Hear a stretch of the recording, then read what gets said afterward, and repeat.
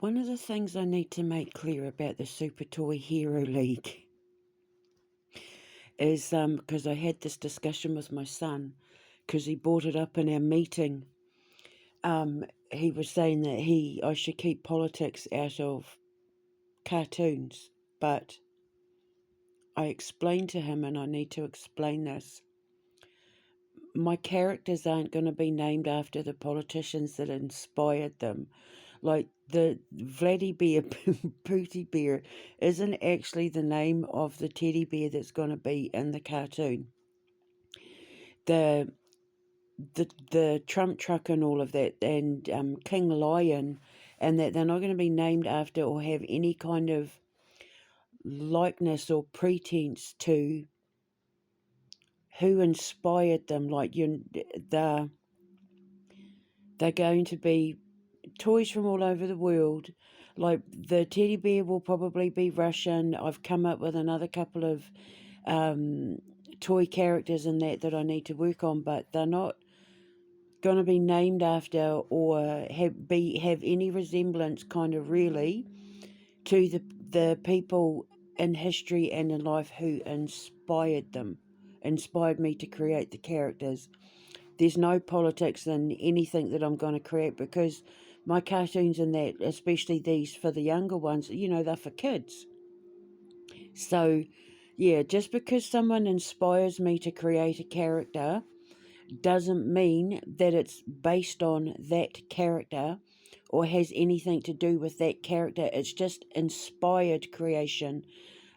Probably a good 80-90% of the characters that I come up with are an amalgamation of about 6, 7, 8, 10, 50 different people that I know that have inspired this little seedling to come out of me to create something big from it. So I just needed to make that clear.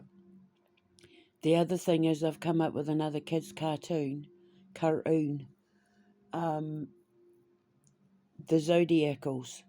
I was telling the boys about it the day before yesterday. So we've got a lovely little kids cartoon channel, sort of slowly starting to build over time. I'm looking forward to. I haven't really sunk my teeth into any defined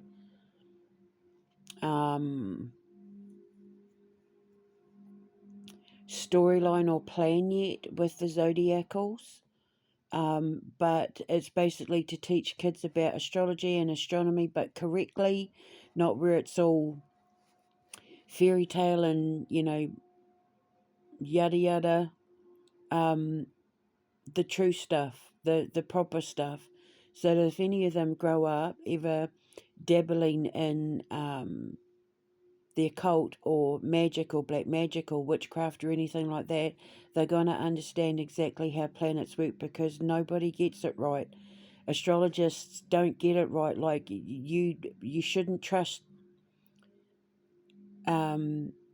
astrology online when it comes to learning about yourself and how to harness that knowledge for the purpose of manifestation or magic or the craft or anything like that, because there's so much that people don't take into account, that they don't know about, that they don't talk about. Like, for example, tarot readers should never ever do like signs for Scorpio, Taurus, Cancer, blah blah blah, because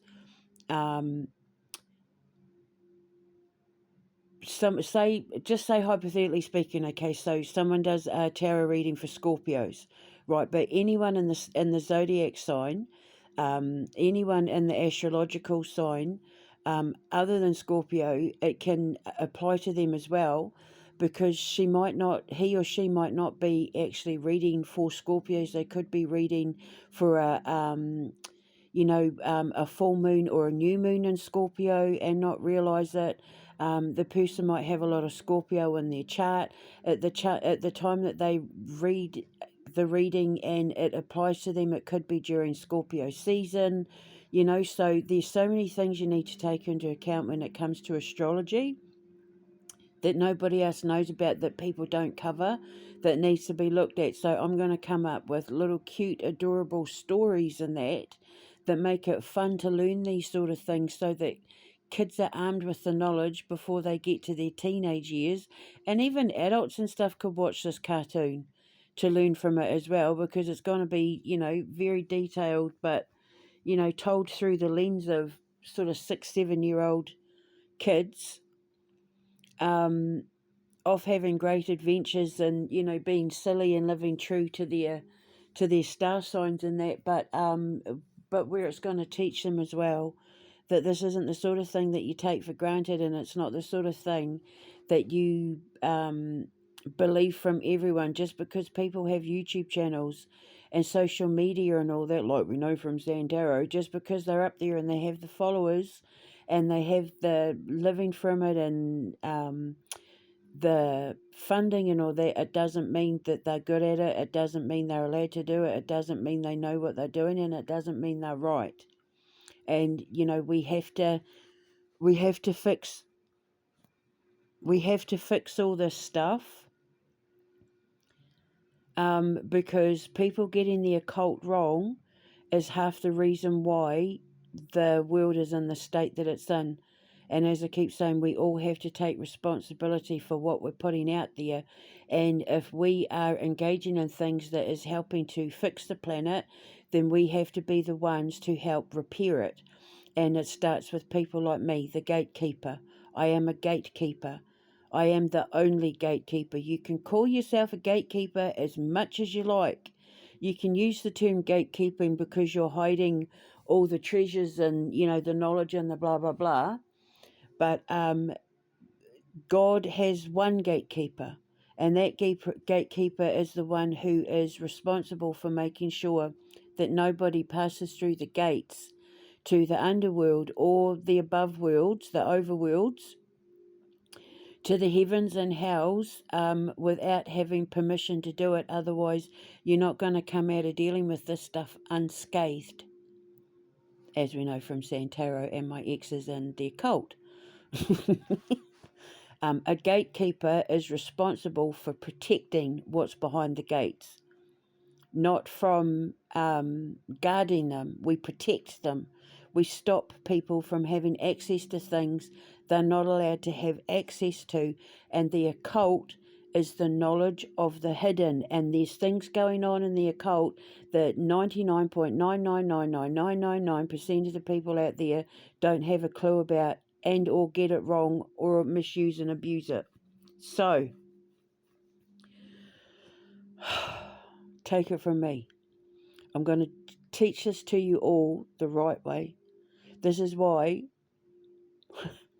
I'm going to need to, if God ever graces me with a relationship, that, my forever love, if I ever get to meet him, the man in my dreams, if he is actually real in this life, and I don't have to wait till if I have to wait till my next life, I'm going to be so mad, because, what on earth do I have to do in my next life to pay off everything that I haven't paid in this life? Because I've paid a lot. I've paid everything off. So, yeah, man, I hope he's understanding. I hope he gets it. I hope he's open to this sort of stuff. I hope he wants to be a part of it.